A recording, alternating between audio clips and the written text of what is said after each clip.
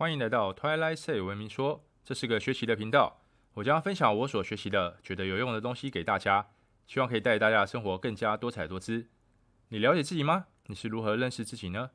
心理测验可能是一个认识自己的管道。透过这些测验，我们可以得到一些对自己的些微认识。不过，这些测验可能只能代表部分的自己，而其测验结果的可参考性也是参差不齐。今天我来分享一个性格测验，你可能有听过，也可能没听过。希望透过今天的分享，可以带给你一个认识自己的好工具。就像所有的心理测验或性格测验一样，要透过这些测验对一个人做出完全的解释，基本上是做不到的。为什么呢？很简单，因为人比我们自己想象的更加复杂。有些人穷尽一生之力，也只能掌握7、8成的自己，这还是不错的呢。要真正的认识自己，需要在一生的路上，在不同的人事物刺激下，不断的刻意观察、记录、整理自己产生的反应与想法，才有办法总结出自己的基本图像。这些心理测验或性格测验工具只是使用相对简化的方式，试着去解释人的性格或心理组成。因此，在使用这些工具时，还请不要把测验结果当成完全的你，那只不过是在工具的检视中发现的部分的自己，可以当作参考，但请不要全部当真。就像健康检查，检查报告上的数据只是在医疗器材的检查中产生的结果，但也有可能会出现误差。要想真正的了解自己的身体状况，还需要专业的医生协助，才能有较正确的认识。这部分还请容我多费些时间说明，这也是使用心理或性格测验工具时需要提前告知使用者的注意事项，以免使用者产生错误的理解。今天要介绍给大家的工具是 MBTI， 完整名称是迈尔斯布里格斯性格分类，英文名称较长，一般就是按英文名称的首字母简称 MBTI。 为什么我们要做性格测验来认识自己呢？身为一个从小成长在知识教育体制下的亚洲人而言，我们较少从小就开始接触性格测验，比较多的时间都在忙于追逐成绩、升学，而较少去探索自己到底喜欢做什么、擅长做什么，以及去追求挖掘出的才能。当然，现在的小孩可能相较过去有了较多探索的机会，但真能从小开始探索并追求适合自己道路的人也还是少数。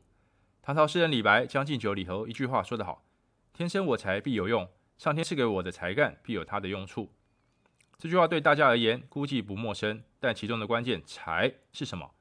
不知有多少人会花费大把力气去探索呢？若是不知自己的才，又如何知道其必有用呢？明朝散曲作家冯维敏《预报度正照经验》里提到，行行出状元，也是勉励人在各自的行当里追求专业。然而，这个行又是什么？我们是否曾探索过呢？还是随波逐流，哪里利多就往哪头钻呢？我们有时候会被一些人物的故事所吸引，因为这些人是在所处的行业或所经手的工作中是一流的。我们看着他们工作的样子，会被他们的热情所感染，甚至会出现羡慕的情绪。为什么呢？因为这些人找到了他们的才或是行。然而，大部分的我们可能出于现实，可能随波逐流，就走上了一条不是很匹配我们的道路，但又不敢说走就走。若是没有特殊的机缘，可能就是在这条不匹配的道路中载浮载沉，挣扎求存，最后可能得到了面包，却失去了热情。由此可见，认识自己，找出自己喜欢的、热爱的、擅长的，是何等重要的事。MBTI 是由一对母女心理学家凯撒琳·布里格斯和伊莎贝尔·迈尔斯依据荣格的心理类型一书研究而出。MBTI 将性格分为4个维度： 1. 能量来源，一个人获得心灵能量的方向； 2. 认知方式，人认识世界、处理资讯的方法； 3. 判断偏好，下决定时内心挣扎侧重的方向； 4. 生活方式、世界观和生活模式。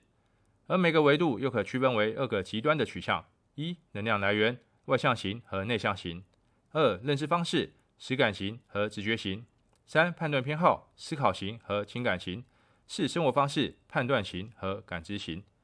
按照以上维度和取向，可以组合成16种性格形态。知道了 MBTI 的基本组成后，我要如何简单的判断自己的性格呢？当然，若是要获得更精准的结果，还需要进行测验以及专家解读。我们依照各个维度分析如下： 1. 能量来源，外向型。外向型的人倾向由外界获得心灵能量来源。你若是外向型的人，你会更喜欢参与群体活动，较难一个人待着。每次参与聚会后，你会感到精力充沛。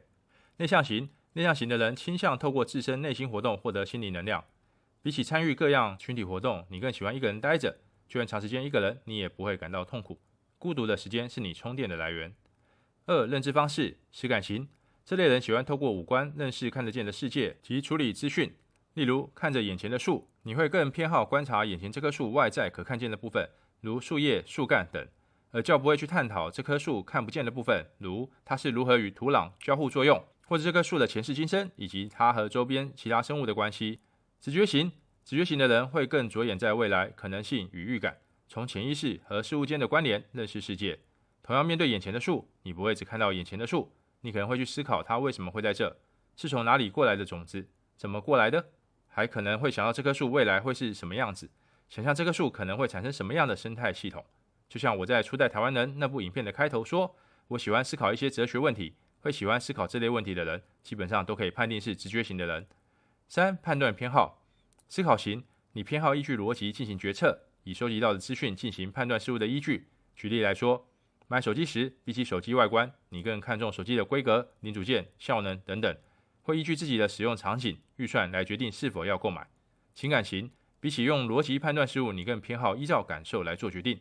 同样以买手机为例，比起复杂的手机规格，你更在意的是这手机看起来如何，它的外观给你的感受如何，透过这带给你的感受是否让你满意来决定是否买它。